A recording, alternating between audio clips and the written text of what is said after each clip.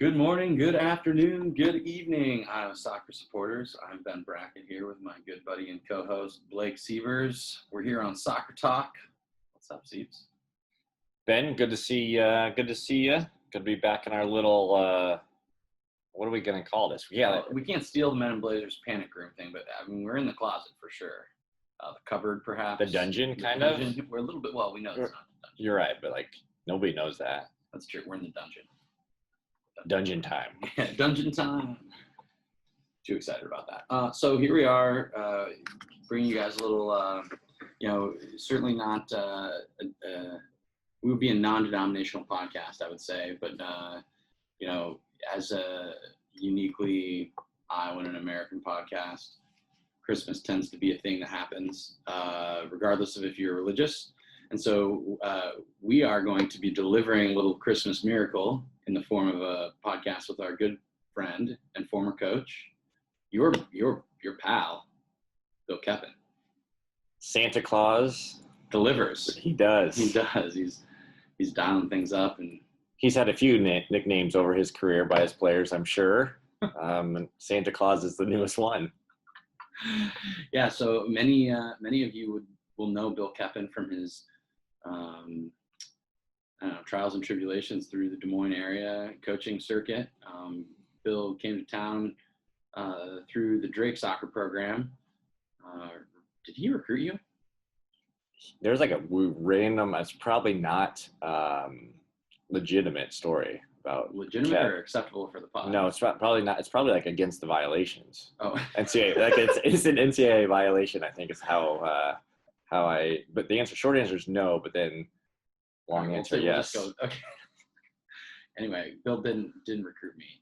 Trust me, me either. I came begging to them. But we found out these things we learned on the pod. Bill wasn't responsible for Iowa recruiting, so he wouldn't have been responsible for you or me until you left. Maybe he was responsible for bringing you back. Anyway, so if you don't know Bill Koeppen, get to know him here. He's coached for all the clubs around. He coached at Iowa United, VSA, West Des Moines. Did he coach up in Ankeny? Did you say that? No, he didn't do that, did he? I don't think so. Oh, we'll have to listen. Yeah, it's a tease, Ben. Here we go. So happy holidays. I hope you're having a great little time here in Iowa or wherever. Let's let them listen to Bill. All right. Welcome, Bill Koeppen, to the pod. Keppy, what's up, man? How are you? I'm doing well. How are you guys doing? I'm great. Yeah, doing as well as you can be in these times. How long have you guys been podcasting now? A year? Well, I mean, a little over a year? You're not the guy that gets to ask the questions on this. I love it. Asserting himself straight away. I'm a natural interviewer. Ben, we're close to a little over a year, man. I don't know. Are you? Yeah, it's over a year. This will be episode 82. Do you know how many podcasts there are globally? A lot. It's 800,000. I heard that yesterday on a podcast. Well, so what podcast was that? The Dennis Miller Option, his very last show. Yeah. Interesting. I'm gonna write that one down. You guys know who Dennis Miller is? Yes. Yeah. He's a comedian. I mean, quote comedian. Yeah. He is a comedian. I mean, he's got to be funny though, right? Brilliant. He's brilliant. Yeah. Well, so we know you've listened to lots of episodes of our podcast because it sounds like you're an avid podcast listener overall. I've listened to some of your podcasts. The very first one that I listened to was the Holmes cast. And Holmes cast. My first takeaway was, my goodness, it's taken a long time to get to the podcast itself. It was like you had all these advertisers, and I was like, these guys are hustling.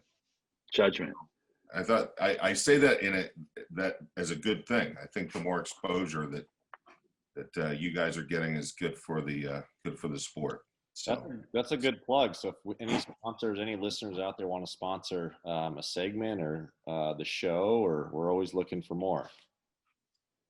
Right on. So Seems kick us off. Yeah. Well, so I got two. So the first question is always the same when you've listened to a few episodes. So we'll see how much you've been paying attention. Cap, do you know the first question we always ask every guest? No. All right. The first question is this the first time you've ever been on a podcast? It is. Shoes Sounds on. about right. Oh yeah, let's grill I him. know. Let's interview the crap out of him. All right, yes, this is my first podcast. Okay, so here's my second question now, just that you brought it up. Who's you've listened to a few, who's been the best guest that you've listened to? Well, from a varied perspective, I always thought Sean was very wide-ranging in his ability and scope. I thought he had lots of varied perspectives because he could wear other shoes, if you will. I thought his interview was very good. I thought Kennedy's was very insightful as well. You know, both excellent coaches in their right and have been around and have a distinct view on their experiences that's you don't hear much about those types of perspectives, and really those types of perspectives need more voice, I think. So I would say those two were, for me, the most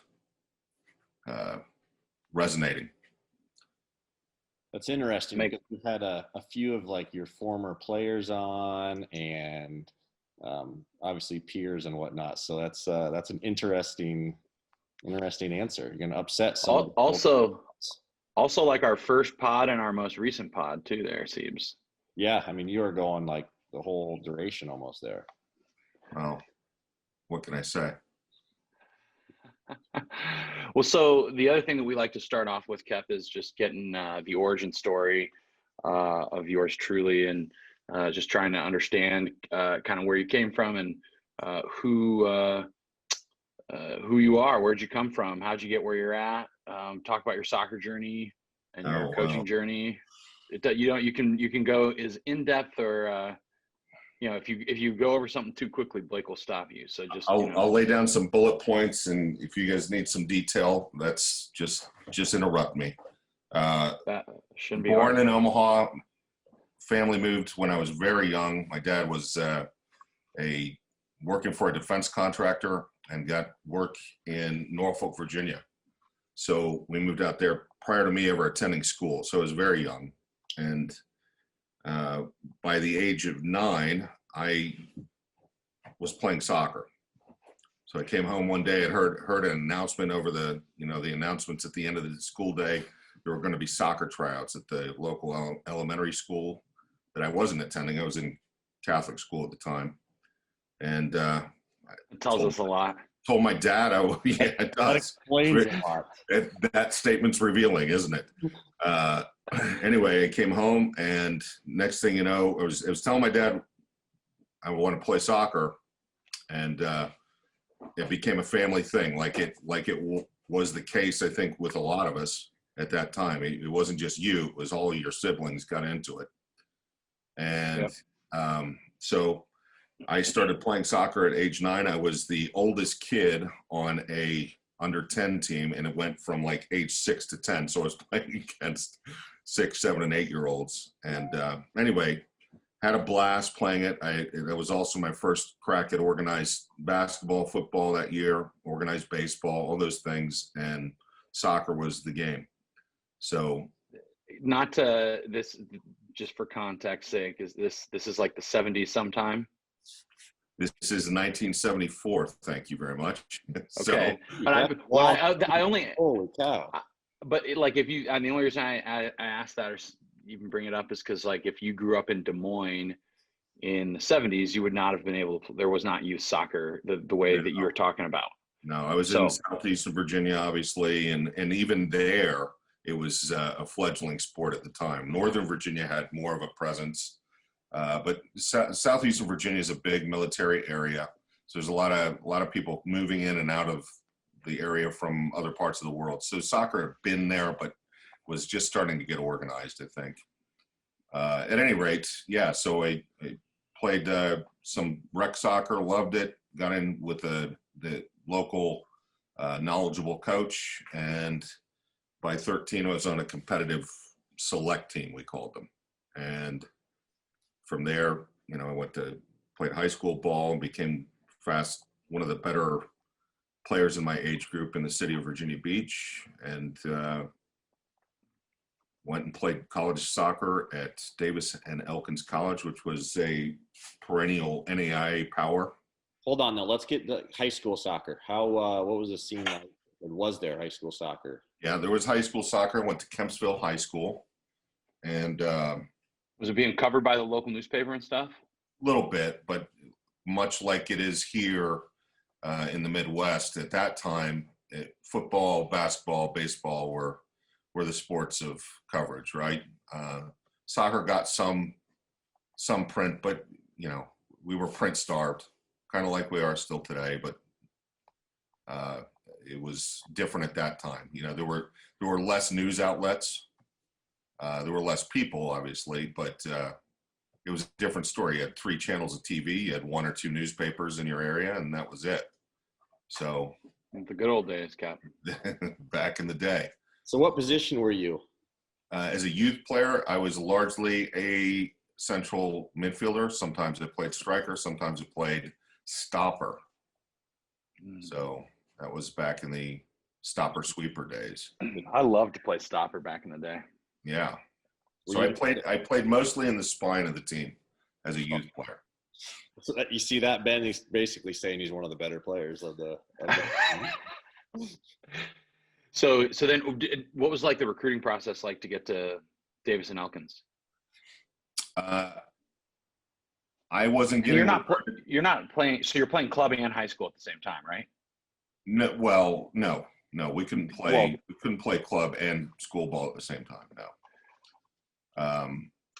But so my dream when I was 14 or 15 was to go play at Old Dominion, which was the Division I program closest to my house, and we'd go watch them play, in season, and always enjoyed it. There was like a social thing for some of my teammates and the community. So that was always a good experience for me. And we got to know the coach. He became a family friend, and he didn't recruit me, and we didn't know much about the recruiting process. As it hasn't changed a lot, really. You still have to recruit yourself unless you're truly on the national radar, which I wasn't. I was one of the better players in the state of Virginia, but not cream of the crop by any stretch. So I decided that because a high school and club friend was playing at Davis and Elkins, I thought I'd check it out.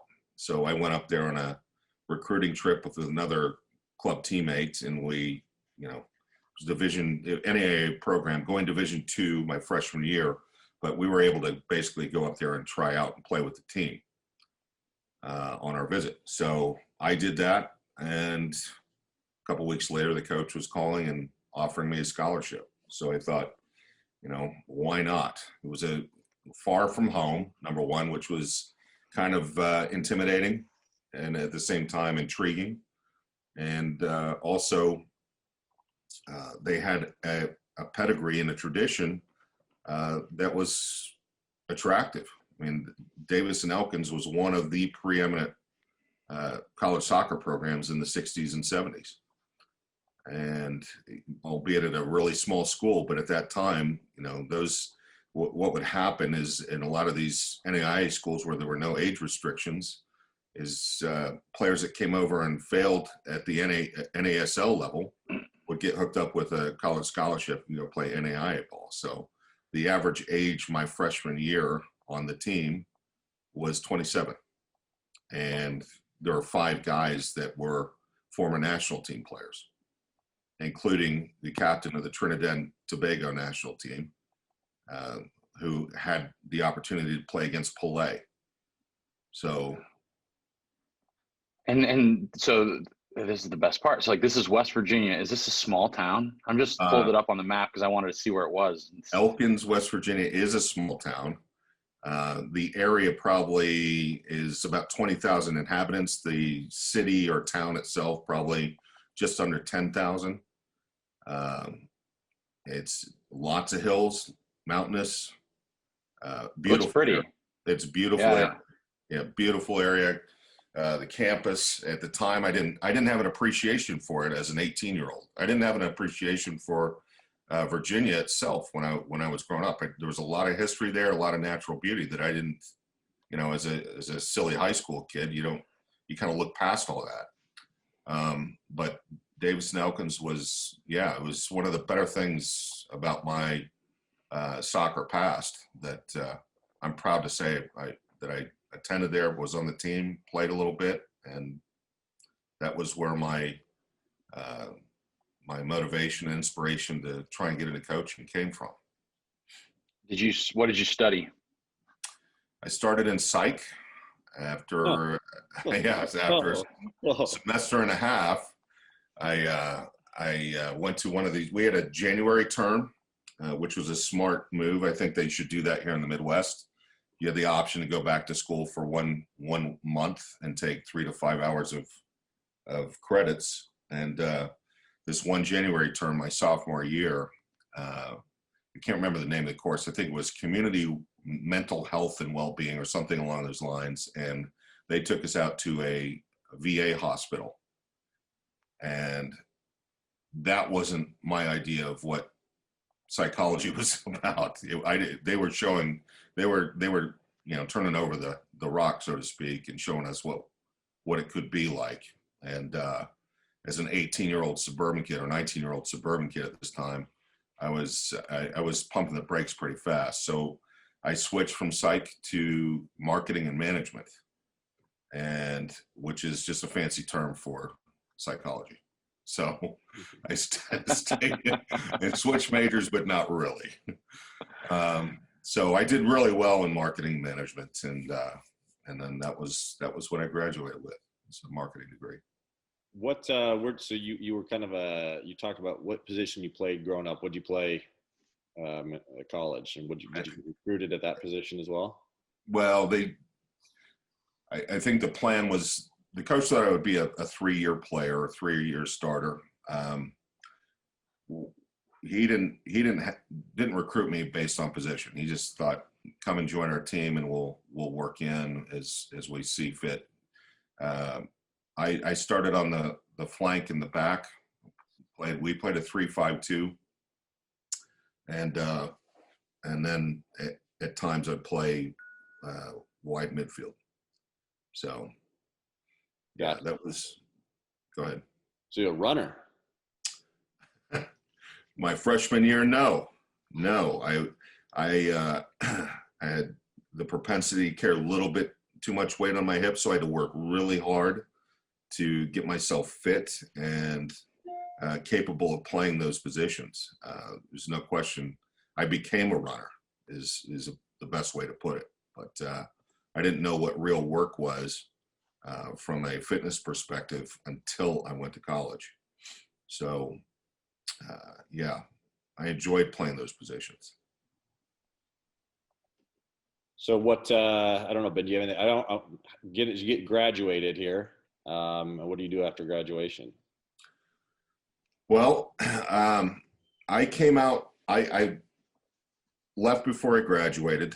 I had a couple hours to complete. I came back, I started coaching a little bit in Virginia Beach and got in with a retail organization called Champ Sports. They were a subsidiary of Woolworths.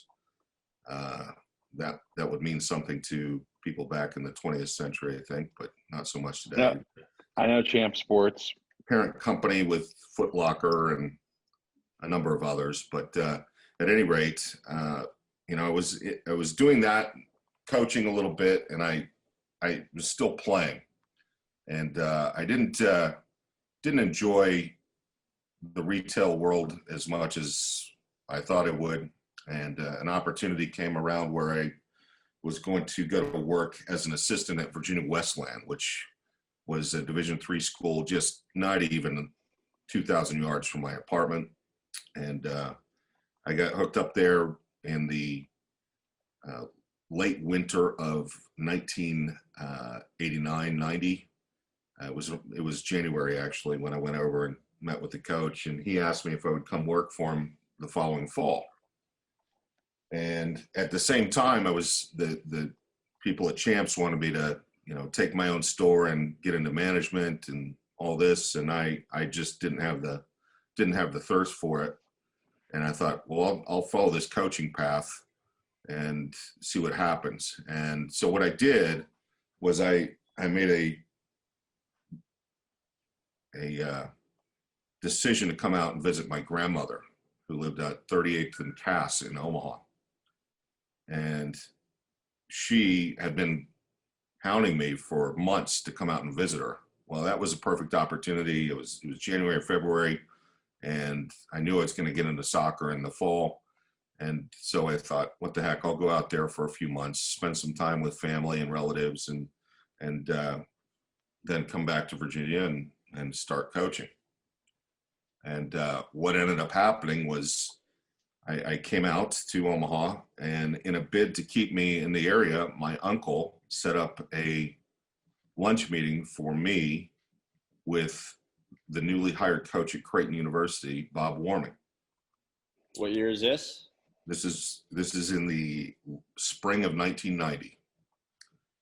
All right, so I'm meeting with Bob, and we're having a great discussion. He had moved from UNC Charlotte, which was in the same conference as Old Dominion, so I'd seen his teams play, and we just had a great visit. And told him I was interested in helping if he would have me. He didn't have funding for a full-time assistant, but I wasn't going to be full-time at Virginia Westland. And so Bob, he bought me a sub, and then I didn't hear from him for like weeks. 6 weeks go by, and I'm helping my uncle out at his he ran a shelter for homeless people, and I get this call one Friday night from Bob Warming at the homeless shelter. He tracked me down, and keep in mind, this is before cell phones. And so I get on the phone, I say hello, and hey, Bill, it's Bob Warming. You're working camp tomorrow, right? Like, I had no plans from the previous discussion. And like, I don't know if he brought it up, I didn't remember it. And I would have remembered something like that. Anyway, I go out and work this camp, and he's introducing me to the campers as his assistant coach. So I thought, well, I guess at least for the time being, I'm the assistant at Creighton University. So that was a moment in my past. It's you look at things that impact your life, and that was one of them. You don't realize when your life is changing sometimes, and you're going through it. And certainly coming out to Omaha and spending time here it became a change. It wasn't just a visit. It was a life change. So I got in with Coach Warming at Creighton and helped out for a few years, started doing some club work. I became, I think, officially, but I don't know of anybody else that was doing any club work on a full-time level at that time. Started to do some clinics on a nightly basis, and one thing led to another, and the West Omaha Soccer Club asked me if they wanted to do this permanently. And I said, yeah, why not? So I started helping them out and trying to, develop the game here in Omaha. That's where you are currently, right? That is where I am currently. But there have been some stops in between then and now. Well, we know.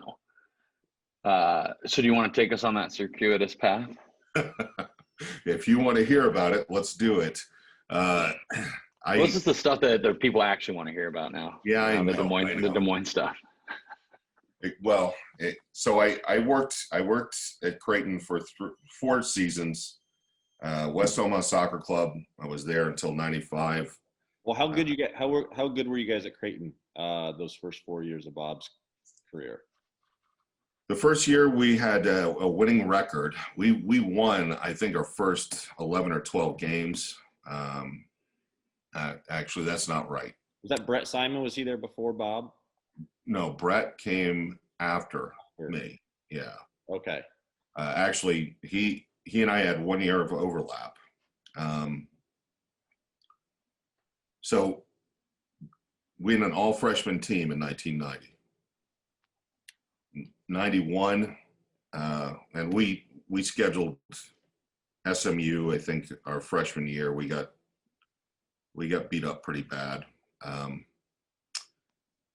Our sophomore year, second year, we go out to Virginia and became the first away team to ever win the Virginia tournament. And Virginia was number 1 or 2 in the country. The following week, so we thought we were a big deal. It was UVA, Rutgers, who had a big-time program at the time, Maryland, Baltimore County. And so we beat UVA, or tie UVA 3-3, and then beat Maryland, Baltimore County. We think we're a big deal.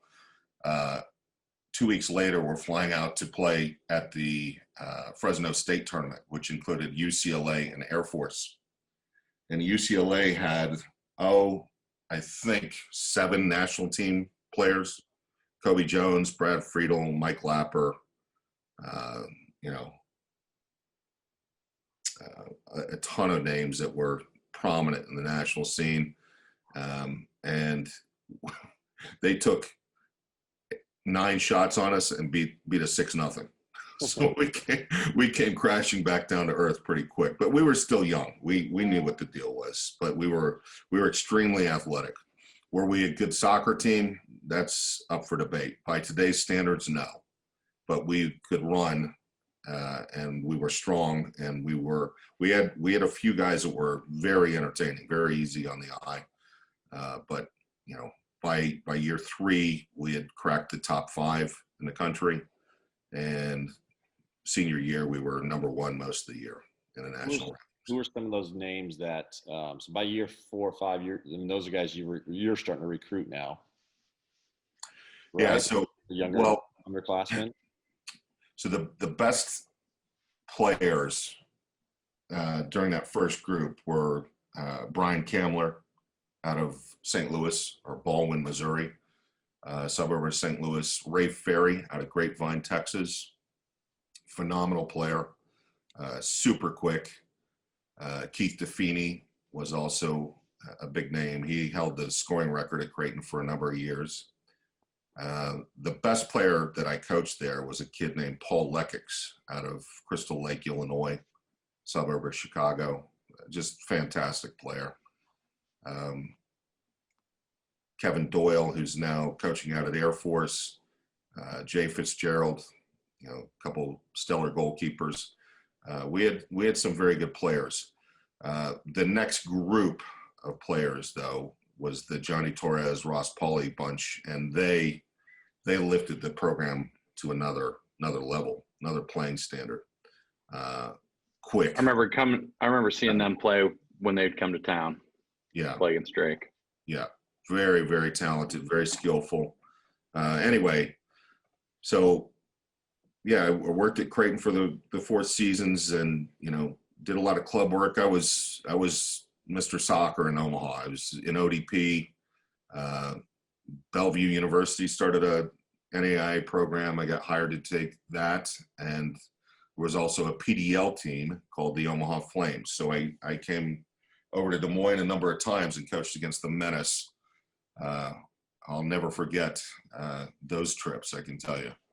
Nothing like being accosted by Bob Moterson at halftime because the roster numbers didn't match up with what we were wearing, which was always a trick to get right anyway.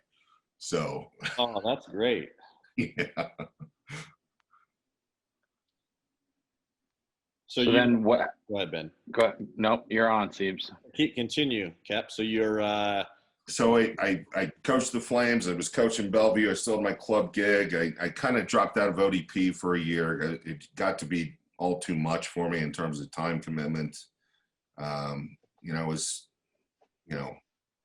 doing a lot of soccer. I came out to Des Moines once Sean got hired at Drake. I called him until he would. I just wouldn't leave him alone. I wanted to get back into Division I soccer. Say that again. I didn't hear that. I think I had to. So in late '97 is when I think, or early '98 is when Drake decided to make a change with Coach Wood, and Sean interviewed for the job and was offered, I think in January. And I called him consistently every day for what to him must have felt like a year, but it was more like 3 or 4 weeks until he finally agreed to bring me over on a volunteer basis. So there was no funding for an assistant, but I thought, I'll come over and work in club soccer if they'll have me and give it a go. Because I really wanted to get back in Division I coaching. And so I came out and had a couple meetings with Iowa United at the time and Frank and met with West Des Moines Soccer Club and a couple other the small clubs in the area and decided to go to work with West Des Moines and help out with ODP with Coach Bradley. And that was kind of my pathway through Iowa soccer. So who was at West Des Moines, like coaching wise, when like who hired you, or who was? Did they even have a quote director back then? Yeah, It was Frankie G, wasn't it? JP was the DOC at the time. So JP, you owe everything to Des Moines through JP. Yeah. Oh, hindsight being 2020, JP was very soft-spoken, very mild-mannered, nice guy as a director, and I think everybody that worked for him really liked working for him. The thing that struck me when I moved over there is I was getting paid twice as much for half the work. And I didn't think the player pool was, at the time, was up to the standard that I had left in Omaha. As a matter of fact, I know it wasn't, at least not in the Des Moines area. So the way I viewed Des Moines was I thought Des Moines was about 5 to 10 years behind Omaha at the time. And I kind of made that known, much to the chagrin of some of the people that I was working with and for. They didn't want to hear that, and I felt almost guilty taking that much money and not having to work through the winter. For example, we'd go play a day a week at in an indoor league that lasted from November to March practically, and I just thought we weren't doing enough for the development of the player in Central Iowa. At least that was my take on it. So, I made a little bit of a case for trying to do more through the winter months and make the experience more valuable for the parents, obviously, who are paying the money, but also to improve the quality of the player. And that's when I started connecting with Matt Kennedy, and we came to an agreement with an age group. This unsettled people. We brought a group of then Iowa United kids together with a group of West Des Moines kids in one age group, and that kind of that upset some people, but I think it was the right thing to do. It was about getting the best players together and creating the best environment we could for the best players in the city. Was that like the Bellinger, That was the Bellinger, LeMayle, LeMayle. Homa? Yep. Homa stuck with Urbandale. Okay. But just about every other kid that could play was on that West Des Moines / Iowa United collaboration. Well, we talked about just recently with Kennedy, remembering when there was another time where Iowa United and West Des Moines tried to merge. I think it was like our age group, Blake, or around then. It was before your time, Cap. Probably just 3 or 4 years before you're talking about it, and it was unsuccessful. So, kudos for making people unhappy but getting it done. Well, we thought that was, at the time, we thought that was the best way to go, especially in a scenario or an area where having competitive games week in and week out was not happening. You'd have a competitive game here and there, but there wasn't a test weekly. So the way to work around that, we thought, was to make the training environment the best we could make it. So if kids were competing day in and day out in practice, they would improve that way. And I think that's the right approach at that time, or in a situation like what you had in Des Moines then and in Omaha. I think it was better to put the best players together as frequently as you could. The buzz around the ODP teams at the time, I'm sure you guys both remember this, is, when you're in it early, gosh, wouldn't it be great if we could play together all the time? Well, that's basically what we try to do. But yeah. Oh, you coached us in ODP back then, Cap. I had your team. Blake, did I coach your team? We were on the He same. was in 84s. You guys are the same age? I keep thinking Siebers is a little bit older. He's a year older in school because of We had to the August 15th deadline. got to push ahead in school, Cap. Okay. Too smart. Okay. Too smart to stay out.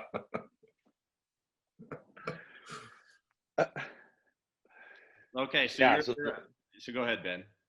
Nope, continue. You're good. Yeah, so you're coaching club. You're still a volunteer at Drake. Talk kind of about the early years of Drake, because there's some good, some good stories you hear, but just the challenges of a new coaching regime, trying to get players, all that stuff. Well, first of all, as is now the rage in college athletics, it's become a facilities race, right? So even then, in the Missouri Valley, when you look at the facilities, Creighton at the time was playing at Tranquility, which was a far better scenario than playing next to the tennis center on Drake's campus. Before Drake, by the way, before Drake played there, they played on what had become intramural fields, and switched between the intramural fields and the stadium. So my first year at Creighton, for example, we played Drake one year inside the stadium on a field that was barely 56 yards wide. I mean, it was tight. But anyway, so I come to Drake, and that's one of our biggest challenges is we're trying to show Division I recruits, our plan. And oh, by the way, this is where our field is. Scoreboard might have worked. It was not a Division I experience compared to the rest of the conference. Most everybody else had a better setup. And so that was one of the things that we tried to move the program in the direction of, was improving where we played. So what did we do? We hooked up with West Des Moines Soccer Club and played on one of their fields, rented some TV quality lighting and tried to make the experience better. And that was one step before we moved out to county. But as far as the competition is concerned and the team, Sean and I were both, we're roughly the same age. Sean's a few months older. So we still were very idealistic, I think, in our approach. Certainly I was more optimistic about our ability to make the program nationally competitive. We had already, we had both come from good experiences as assistants, and why not? Why not in Des Moines? Why not at Drake University? So when you're a young coach, I think you have the ability to turn water into wine. By the time we were there, we were in our early to mid 30s, and so we brought in some players that were maybe a little risky in terms of their ability to perform on campus or in a Division I setting, and we thought we would be able to get them on the right path. And I think we were, with some players maybe we were successful in that regard, but with others, the magic wasn't quite getting to them. So there were some kids that we thought would be able to make the program better immediately that didn't work out. Didn't work out for them, and obviously didn't work out for the rest of the teim. So you gonna drop some names, Cap? I'm not going to do that. No. I'm good. But I think Sievers knows certainly who I'm talking. You probably know them, Ben. But I'm sure I do. The reality was our roadblocks, I think, were certainly facilities, and then just trying to build something better than what was there before, and realizing some of the stumbling blocks were inherent to the campus experience. So, and what I mean by that, no slight to Drake as an academic institution, but the support for the athletic program just wasn't the same there as it was compared to Creighton, for example, where there's huge support for the athletic department on campus. Seems like Drake in certain aspects is improving that currently. There's no question Drake's made strides, and I think they've improved a great deal from an athletics perspective, comprehensively. But at that time, it was just a different mindset compared to what I experienced at Creighton. Well, I would say this, if you think back about when you talk about facilities and whatnot, like the coach's office area, like that's, you have a recruit, you walk in, like it's almost laughable, or it was. Shag carpeting on the walls. Yeah. And and like the locker room. Mirror. What's that? Wall-to-wall mirror on one side. Yeah, and you're sharing an office basically with that. I think that would be a challenge. And just when you talk facilities, like when you go the locker rooms, there's no hot or cold temperature gauge. You get what you get, and you have to that's deal with it, right? Yeah. That's challenging. It was Stone Age stuff compared to what we were experiencing when we'd travel. When we'd see better setups just about everywhere, and it didn't matter what kind of school, whether it was a state school or a private. I thought most of the time our experience elsewhere was a little bit better, and that's when you deal with that. That's a hard thing to deal with, because that changes the perception of the team you have.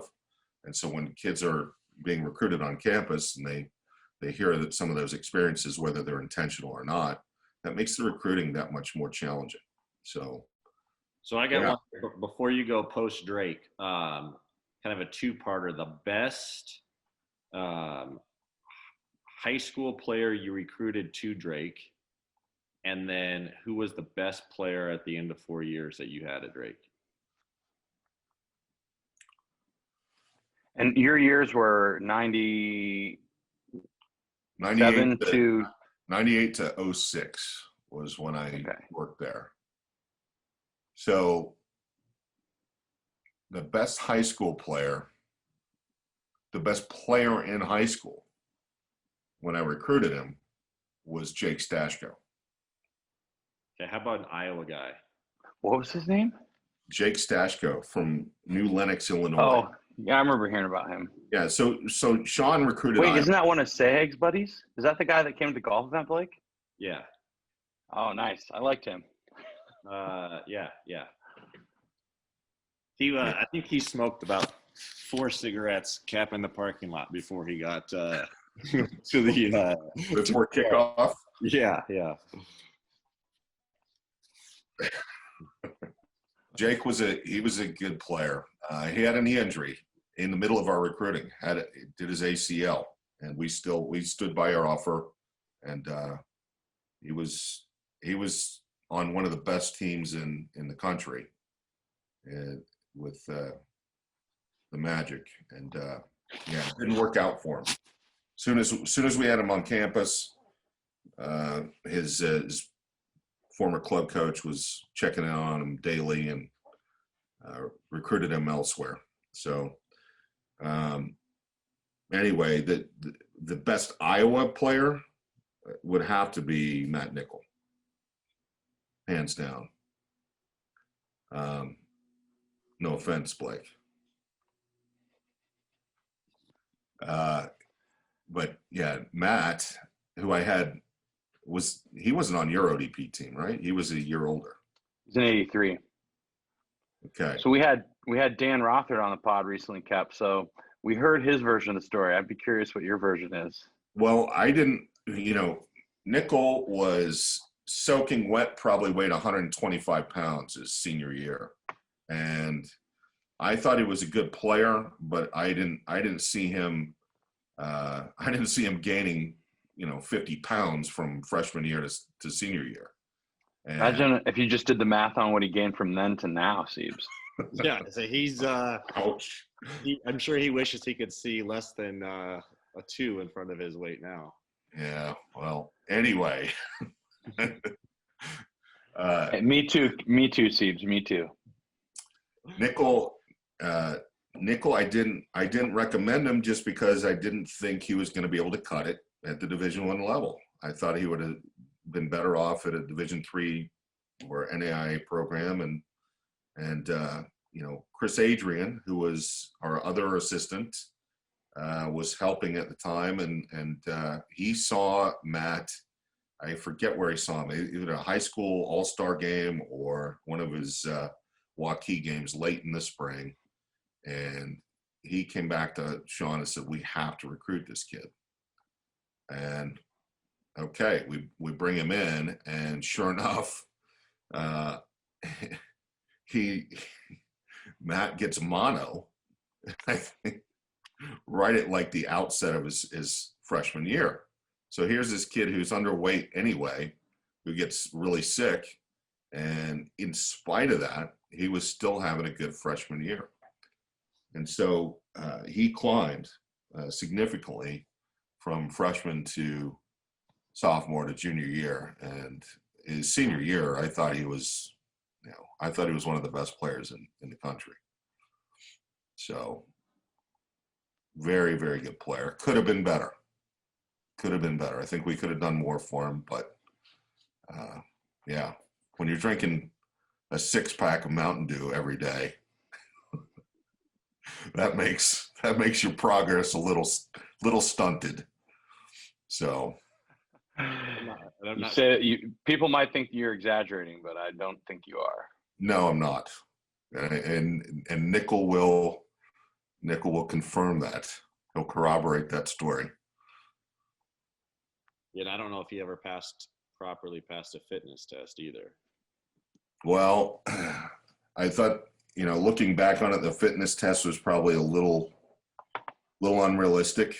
At the time, that was what was going on in Division I soccer. There was, it was a copy of what Creighton was doing, and I would always hear how well those kids would do from. I knew the Creighton staff, and then we'd run our guys through the same test, and maybe 3 or 4 guys would pass it. So Matt wasn't one of them, but he could play. Brian Duax never came close, but you put him inside the lines and he'd perform. So yeah, but yeah, Nickel's the answer to that question, no question. There were some others that did very well. I thought Zach Brennan was a very good college player from start to finish. So I'm going to nitpick on you, Cap. Yeah. Because Sievers asked you 2 questions. He said, best player that you recruited from Iowa out of high school, and best player at the end of 4 years. So Nichols certainly couldn't have been the best one you recruited after that story, and he certainly would be the one at the end of the 4 years. So who's your best Iowa recruit originally? Like, who were you? I didn't recruit Iowa. But what That about, was not your job. Who was No, in charge of that? Sean recruited Iowa. I recruited the rest of the world. so what about the Gotcha. just say in your time when the first 2 days of preseason, you said, "Holy cow, this kid, whether they turned out or not, this kid is legit." As a freshman, who was the Iowa wise? Nickel. Okay, so after you saw him play the first couple preseason, you're all right, I was wrong. This guy's got it. When I saw him in preseason, I thought, I missed it, but in truth, I mean, those were the kinds of guys we wanted, were guys we thought would grow as college players. But who, again, we didn't usually recruit guys weighing 125 pounds. We recruited the 140 or 145 kid who's like, yeah, well, you can gain 15 or 20 pounds, year 4 years. We didn't see him coming. At least I didn't. But sure enough, he did. So. Did you have Nebraska? I did have Nebraska. Okay, so let's because we've been doing some stuff with Nebraska. We've got some listeners. You're over there now. Same kind of question is who was like the best high school? Tommy Swan, baby. Tom Swan was arguably the best soccer player, but the best addition was Hamburger. Fair enough. Yeah. Tommy Swan, though, what a guy. Good soccer player, and I think if we had tried to play more, I think you would have been a more of a contributor. But early on, we didn't play with the midfield that much. So, yeah. Well, I guess I got to what about Ryan Samuelson, too? He scored some goals for you guys. Next question. I love Sammy was there was a little bit of a buzz around Sammy. He was on the your club team. Yeah. Reality is, and I think Blake would remember this, what we discovered was Ryan Samuelson, unless you played the ball in front of him and he was running towards goal, couldn't play. He struggled receiving the ball. As a matter of fact, if he was under pressure, I honestly cannot remember him receiving the ball and keeping it. I hope pressure. Sammy. I know Sammy would not waste his time with this podcast, but I hope he does. Yeah. Good.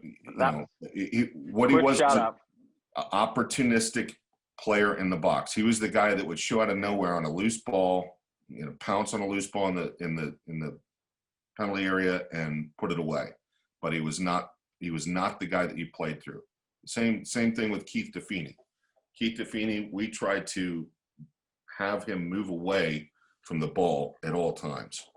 Move away, drag defenders out of good positions, and then finish inside the second six. But Samuelson at Drake, yeah, he was a different kind of player. He was opportunistic, to be sure, but not a player that we could play through. So should we get to your quickly here, kind of your post Drake days of Ben, unless you got anything else on that little nugget, kind of what you did after, now where you're at, what you're doing. Well, I left Drake in 2006. I had probably worked there a little bit too long, and was losing my steam for the work. I I dedicated so much time to the sport and was ignoring myself at my own peril, I think. So I started to focus a little bit more on me. And I found that my passion for the program was on the wane. So I needed to change. I came over to Omaha at the time and took a job as the director of coaching with Capital Soccer Association, and worked there for about a year. And again, it was not the right job for me, but it was a job at the time. So I came back to Nebraska for a spell and helped out, and then I got hooked up with a club in Charlottesville, Virginia, which is a club called Soccer Organization of Charlottesville, Albemarle, and worked out there for a year and a half before coming back to Des Moines.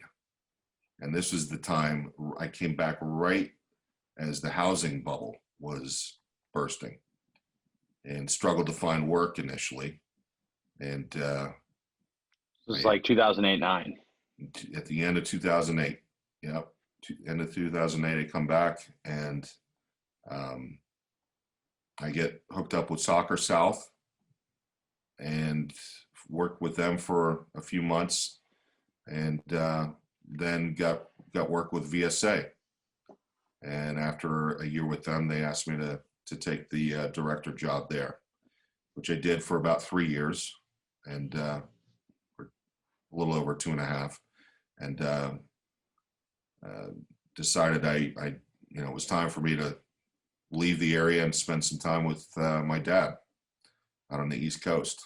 So a lot of, and I didn't mention this earlier, I mean, my moves have been centered around being closer to parents. So my mom lived in Omaha, for example, when I moved out here. So it was good for me to be closer to her. And also when I left Iowa to go spend time with dad back in Virginia, it was time for me to spend more quality time with them.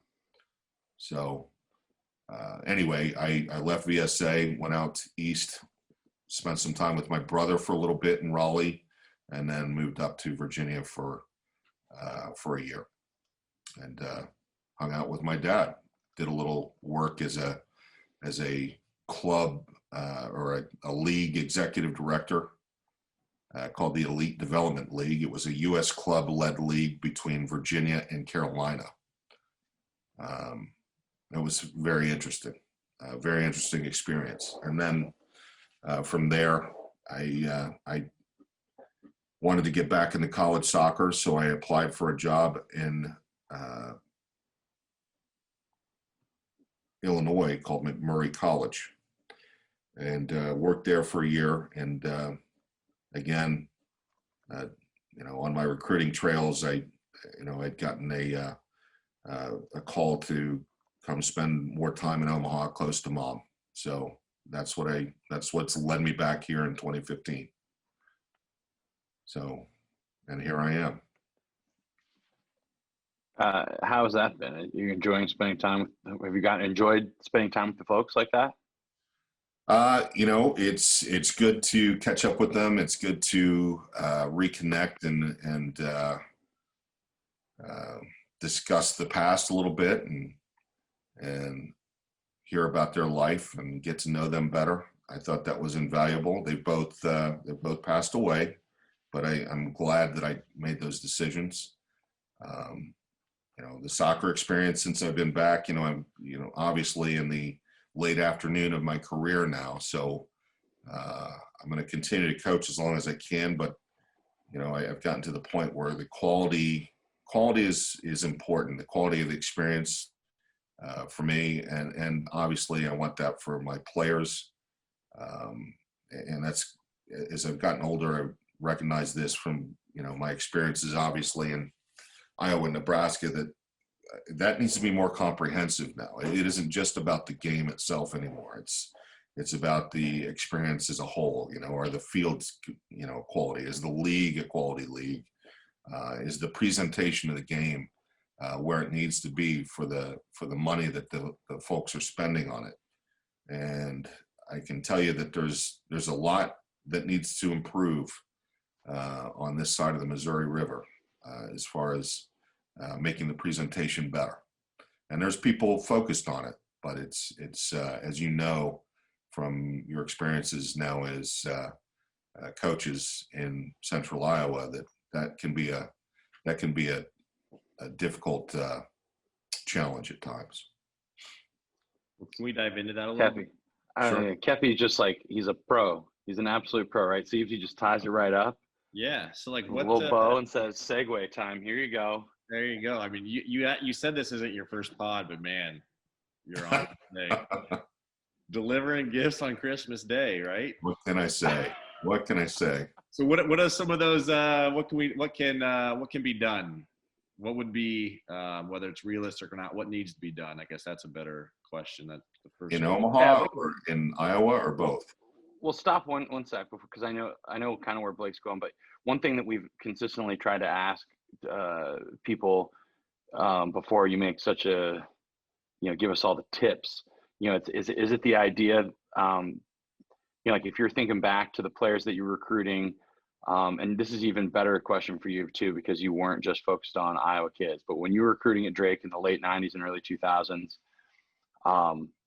was the quality of player that you were recruiting better or worse than you imagine, say like Gareth Smith is recruiting today at Drake? And like the other thing we talk about is like the whole of Iowa soccer. When Blake and I were growing up, there were less teams, less players, and it was very much more like there was ODP or some of those kind of things. Mm-hmm. But now, basically, the question is like, are there more better players, or has the level gone up?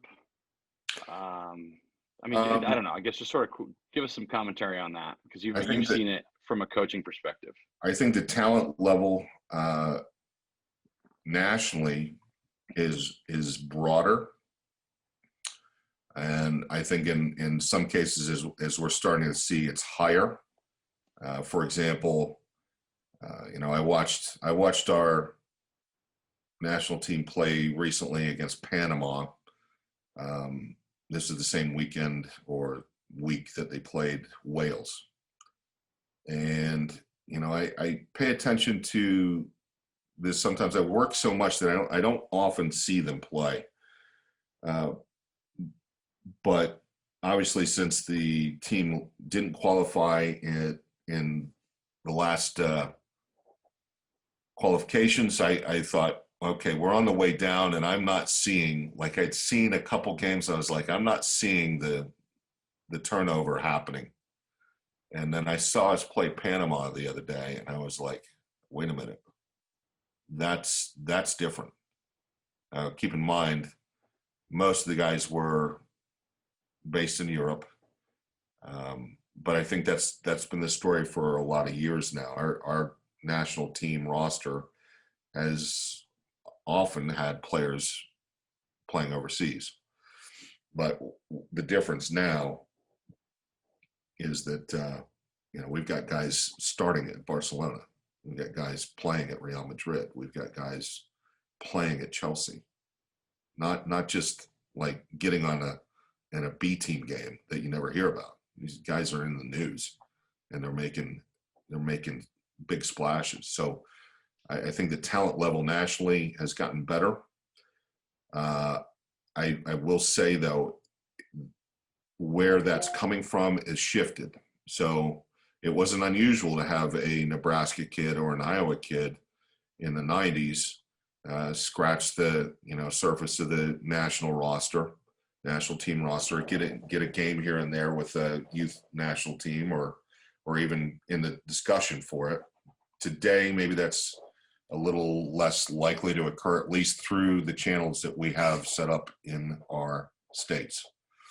And what I'm saying is the MLS academies and their league is now vacuuming up the talent earlier. They're finding those kids earlier, which is the way it should work. So we're not. I don't think the current club setup is developing players necessarily to the standard that we're playing at the college level pre-MLS. But and I'm talking about better athletes. But I would say the soccer ideas are there. In other words, more kids understand how to play and are competent than there were when you guys were growing up. That said, there's a lot of kids in youth soccer that aren't passionate about the sport. You guys played, I played because I loved it. There are plenty of kids in youth soccer today that are there because mom and dad are finding avenues for them to, stay active, be athletic, be a part of a team or an organization that tries to do things the right way. I think the rationale is healthy, but the reality is the pay for play model is not always helping the best players. I think it helps the general population, but it doesn't necessarily develop better play. Can you Is that It does. To me, you guys there? yeah. I'm all right. Okay, Did I sorry. freeze?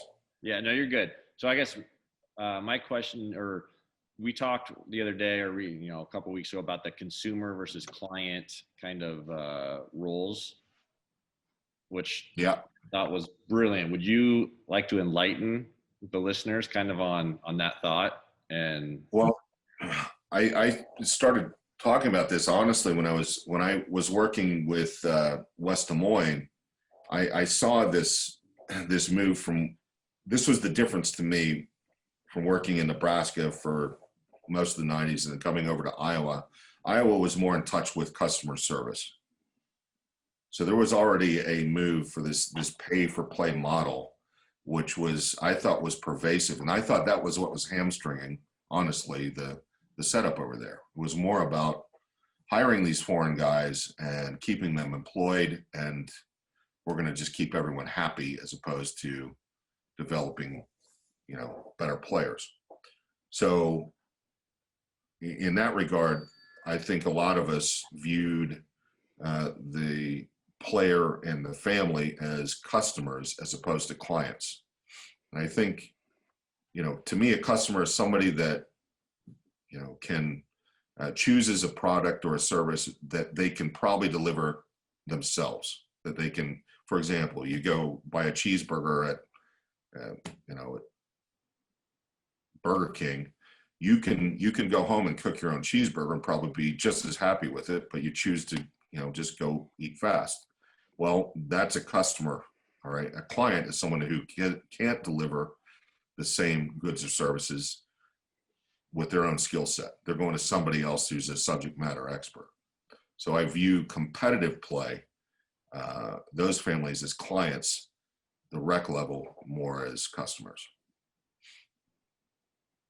I like it, and I thought it was pretty good. And, Well, that's good to tie it back though, Blake, to the question that you kind of transitioned us over, which was what kind of things could we do differently in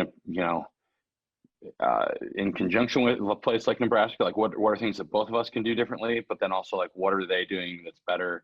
What are you guys doing that's better over there than in Des Moines or Iowa in general? I don't think we are now. I don't think we are now. I think Iowa has excelled over the last 25 years. And so what are the differences? Well, the thing that I think Iowa has over Nebraska, at least from my perspective, is there is an inherent structure where the best coaches are working together to deliver a better league experience. And I think that's where it has to start at the high end. And the league experience, there's a definite collaboration amongst the DOCs and the technical staffs of these clubs that helps, place teams in the right, league position, for example, puts them against the most teams like them. While that kind of happens over here, there isn't this inherent cooperation on the west side of the Missouri as there is in Iowa. I just think there's a better neighborhood, if you will, of coaches and staffs over there. Than Okay, quick question then. So the State Cup final that we watched you coach, you played against the Gretna squad. Gretna's not far away from Omaha, correct? right. But that was the first time you guys had faced off all season. Correct. What's that about? That's weird. Like, wouldn't you guys want to play them more often? Well, Or is this a touchy question? No. Well, we both played up in age. So we were playing U16 in league. We were playing U16 Premier 1. They were playing U16 Premier 2. They finished second in Premier 2, and we finished, I think, 5th in Premier 1 out of 10. There was about 10 or 11 teams in both divisions.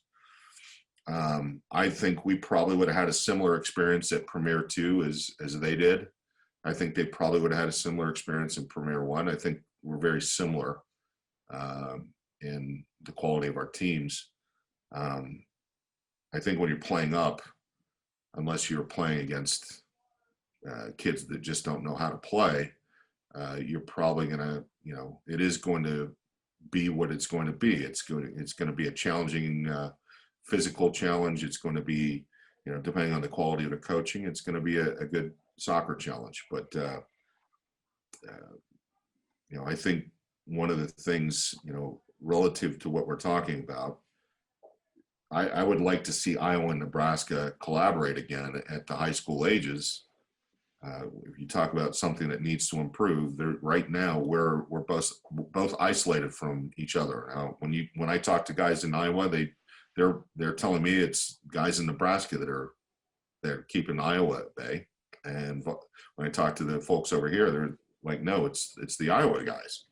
So I don't know. I'm not as in touch with the guys over there or the powers that be that make these decisions, but it seems to be a natural that we would collaborate, especially in the older boys' ages, to improve the quality of the experience for guys in those age groups. But I think one of the things that is happening now that's going, I think, well, again, is the continued collaboration amongst the clubs in the Des Moines area, and it seems to be in concert with the guys on the east side. Now, you can tell me I'm not seeing it correctly, but I think the perception is there's better care of facilities over there. There's more clubs with facilities in Iowa. That to me was one of the differences when I moved over there. Was, wow, every club has their own set of fields, wherein here in Omaha, that just wasn't the case. I mean, even today. When we spoke to Casey Mann, he said that facilities is one of the Nebraska State soccer's biggest challenges overall. No question.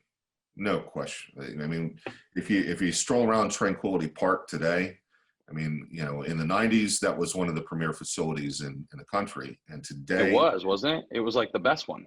It was in I think, 89.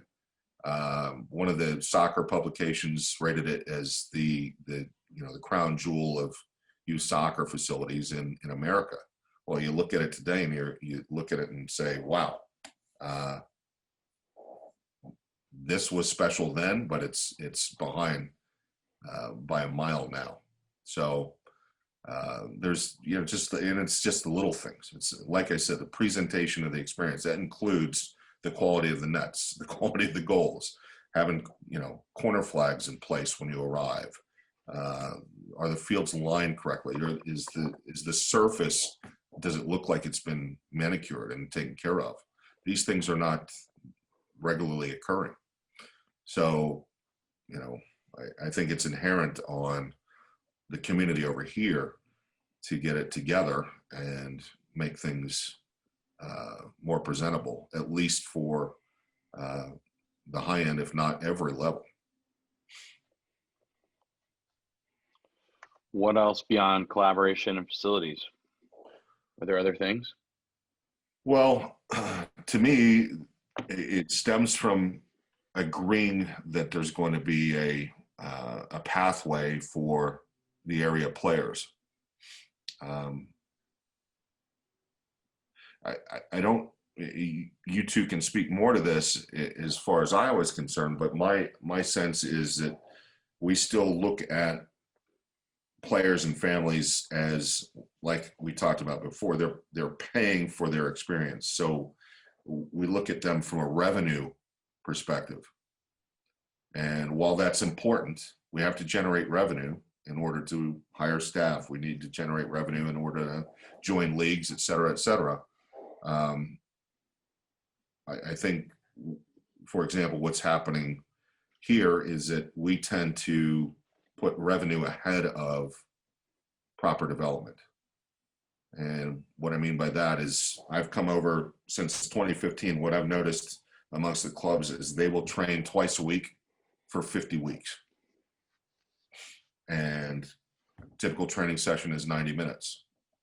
Well, the teams that I've coached in the past, I was getting them 6 hours to 8 hours of soccer a week. Okay. Today, kids are getting 3 hours of training and a game, sometimes 2 or 3 games. It's out of balance, I think. There needs to be a more thought put into what we're doing for the high-end player or the player that has ambition, and putting them in a situation that can help lead them down that path. So that includes more training hours. That includes better fields. That includes better leagues. That includes better referees. That includes better coaches. All of it needs to improve. This, since you brought up this pathway term, like everybody wants to use it now, I find it so ironic that for the female player, what is the pathway?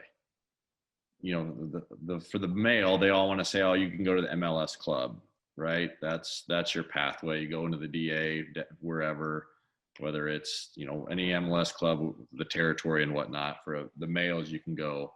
But for the female, like, there's no quote pathway for a female player, is there?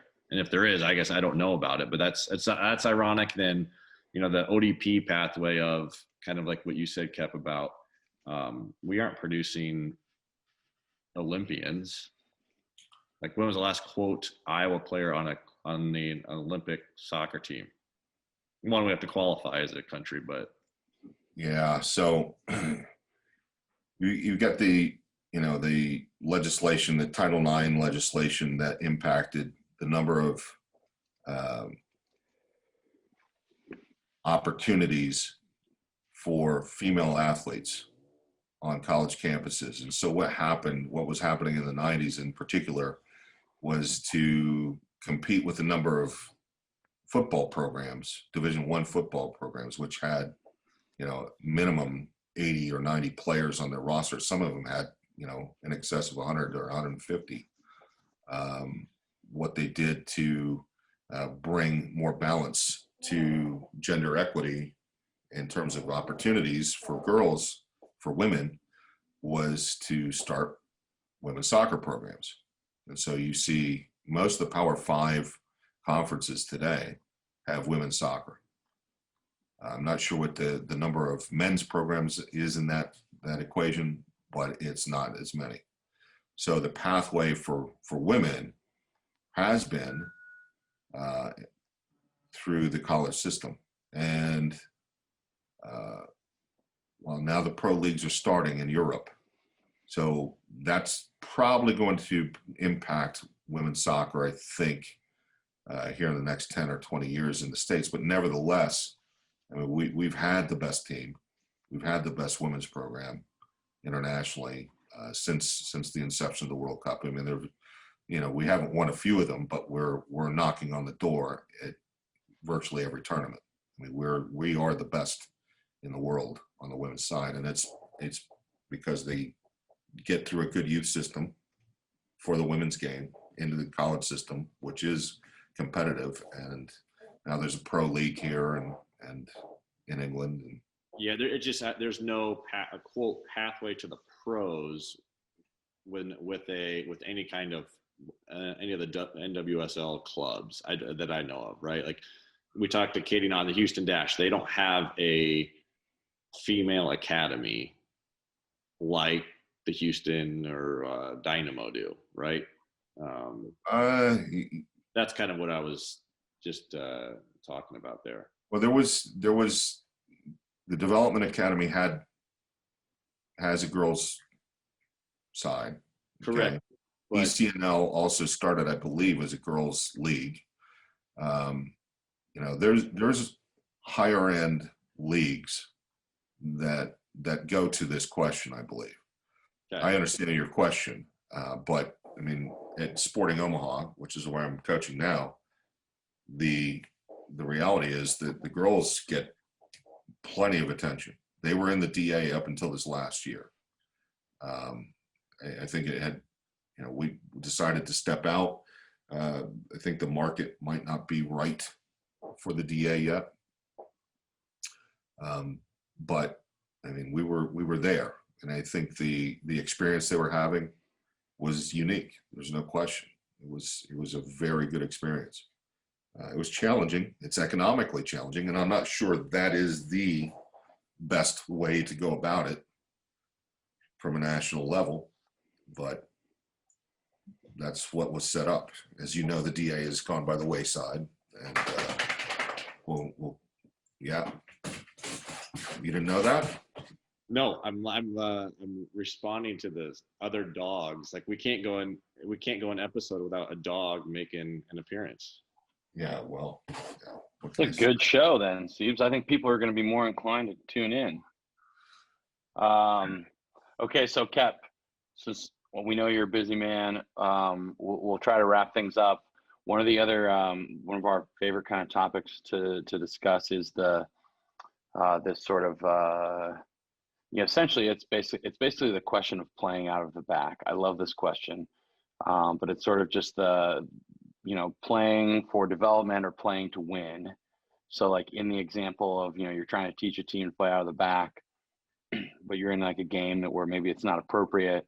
What's the best approach? And how do we, like, the thing that we see a lot of is that we see, like, let's just use club soccer as an example. They're not necessarily like tracking the games, and you're not finishing first or last. It's just you finish at the end of the season, you still get to go to state cup, whatever. So teams just play a certain way, and it doesn't matter if the results go their way because they're trying to teach a certain style. Well, I certainly feel like there's a place for that. I'd just be curious on your thoughts there as sort of a parting shot. You mean it's a good thing?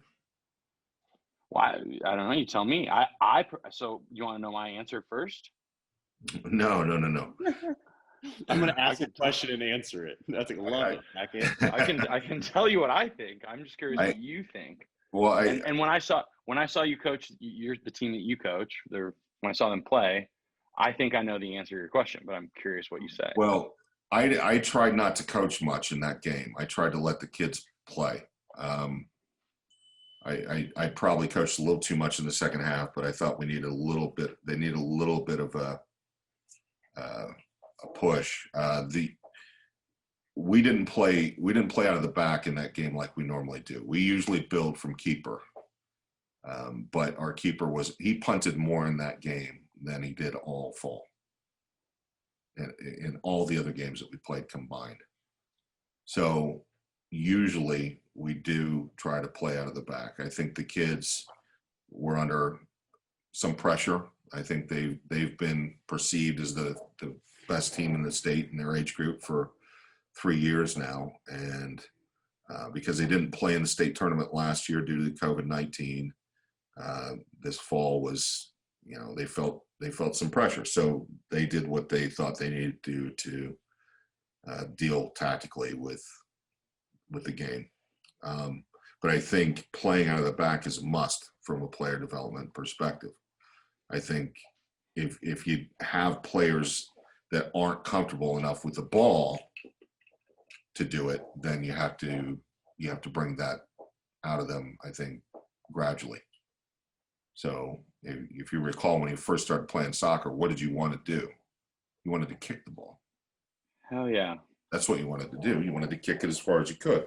So, teaching kids to play the professional game, we'll call it, versus, doing what they feel they want to do, that sometimes is a little bit of a bridge, right? So building out of the back, playing out of the back, keeping the ball, playing some attractive soccer doesn't necessarily need to be a slow build-up, but I think more people today buy into it than not. I mean, look at the English league, for example. I mean, there was a time where, the only teams that could play were maybe one or two in the English league. Pump it and dump it. Exactly. Route one. And now you've got all kinds of teams that play out of the back and look great doing it. So I think we have to continue on that vein. I'd rather watch a team try and negotiate the field as opposed to, knocking it 70 yards and running under it or onto it. Well, this would be a good little tease bracket to so one of our previous podcasts, we did like a analysis, a video of the Nebraska State Cup game where we broke it down. It's true. And if people, I'm sure you'll give your opinion, Ben, but if people want to hear your opinion, you should tease that podcast and those numbers would go through the roof. Yeah, well, so you should listen to that one. We'll make sure we repost that. But Kep, I thought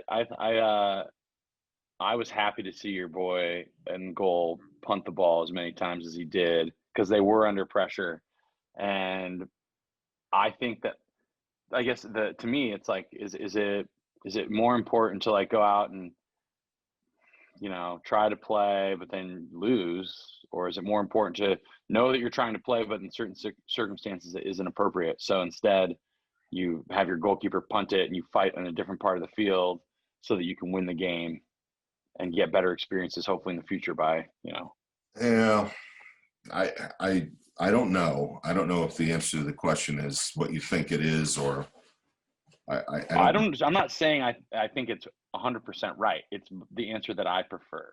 I'm not saying it's right. I just like this answer. Let me give you a different illustration. So that team that I referenced back in West Des Moines that Kennedy and I put together was a team capable of building out of the back for this time. We were a possession-oriented team. Urbandale, who had a handful of good players, but they weren't rostered with 15 or 16 competent kids as far as the ball was concerned. They spent most of their time playing the ball forward to Homa and Gutschall. And Homa's a handful. Their team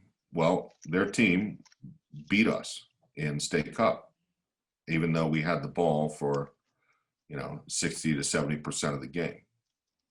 We had the ball, they scored.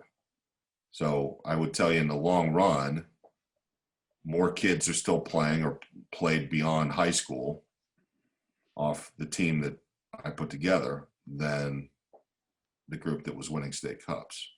So I don't know if winning matters as much as we think it does. I understand what you're saying.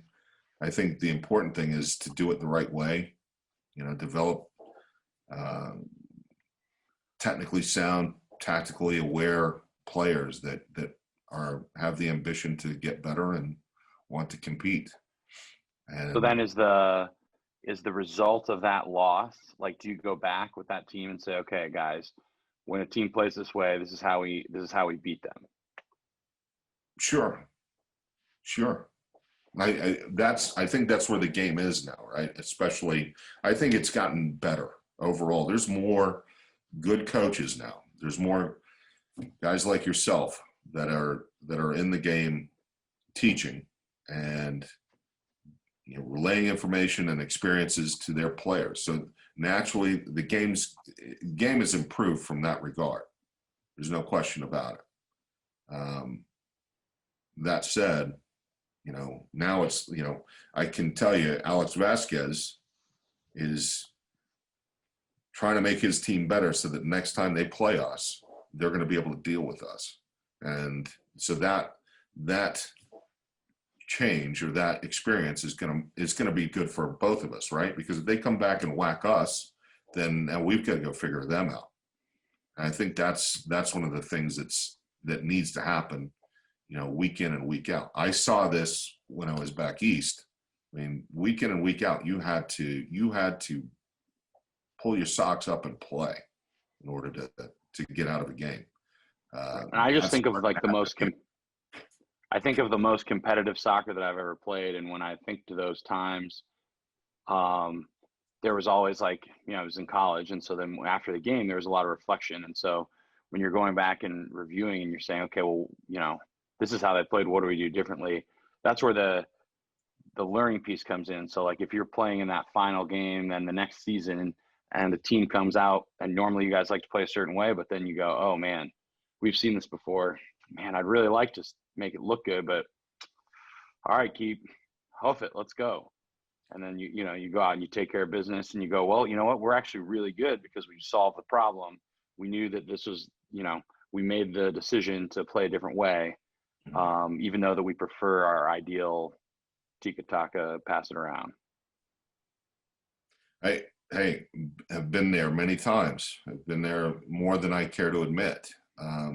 Where as skillful as a group as you might think you've built and developed, when they meet their match, when their technique isn't good enough to deal with the other team's pressure, then sometimes the way to solve it is to be less curious and be a little more direct, for sure. It's definitely, you got to find the time and the place to do both. I like that. I agree direct with that. versus curious. Yeah, I like the curious part. Right. Well, you're probing. You're trying to break them down, trying to lure them into bad places. Yeah, curiosity is, I think, a good word for it. George FC.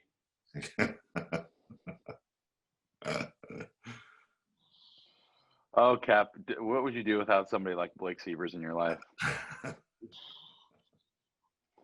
Well, so we know we could chat with you for hours and hours because we've done it before.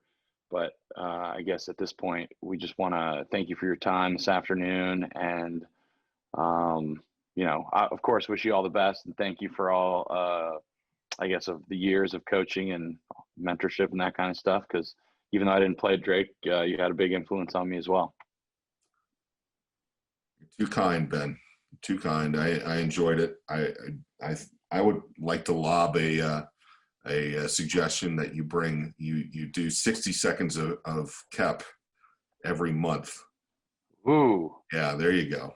60 seconds of Kep. Here you go. Here's your serving at Bill Koeppen. There you go. And so then and then you just come on and rant at us for 60 seconds and then we call it good? You can ask me a question or you can ask me what's going on and I'll let you know.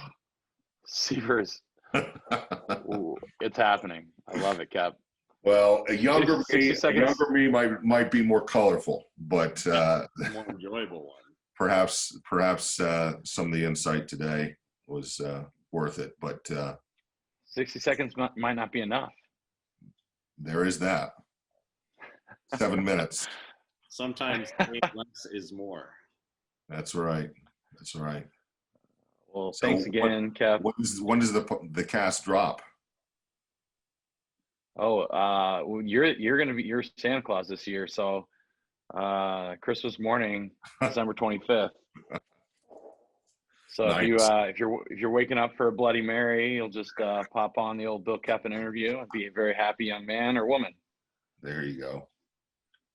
All right. Well, if you decide to edit out portions of the podcast, I'll understand. Nope, this part's going into. Don't worry. We have not stopped recording. So, and yeah, if you're not watching on online, Kevy's getting a big kiss from his dog right now, and he looks very happy. Jeff, thanks a lot. All right, guys. Kev, you're the man. Thank you. Merry Christmas. All right, Siebes. That was fun. It was fun. I didn't know if we were recording. We say this about a lot of our guests, though. Once you get them going, they're hard to stop. Kevy and I and you, we could chat for a bit. Yeah, and he kind of has hassled us that has taken 80 some episodes to get on, but sounds like he may have a recurring role now. So if you are interested in hearing Bill Koeppen regularly, please slide into our DMs. We'd like to know. Again, perfect segue, Ben. Sliding into the Love DMs. segue. Where can they find us Oh, at? you're going to quiz me this week? Well, so we've got everything all lined up. Instagram and Facebook, at least, right? That's at KIF Soccer, or just at KIF Soccer. And then on Twitter, it's at KIF_soccer. There you go. And so then you can obviously find us on YouTube, obviously. And our new website, www.kifsoccer.com, where you can also become a member of the Supporters Club. We've got final countdown. The countdown will be over by the time this drops. So, But they can still join the Supporters Club. Exactly. I was going to say, you're going to miss out on the swag bag. If you really want one, slide into our DMs. We might hit you up. If you are a supporter and you hear this after the fact, we'll hook you up. But you got to slide into our DMs. Fair? Absolutely. Okay, I didn't run that by you previously. So. Surprise. Impromptu. So hopefully we'll get back to some Kepi's Corner in the future, and then we'll see you guys on the New Year. We've got a really exciting pod for New Year's. Another pro player and Iowa soccer legend. Ooh, you're gonna anoint him a legend. Interesting. Okay, well, I think we've given some other people legend status. Well, he's still playing. Okay, so we won't. Okay. Maybe, I don't know. We'll find out. I'm gonna retract that. Another decision you just made. I know. We're gonna retract on the that. spot. We're excited about our next guest, though. It's pretty. We cool. are. Yeah. And potential legend inductee. I like that. Whenever he retires. Yeah. There you go. Okay. Well, see you next time.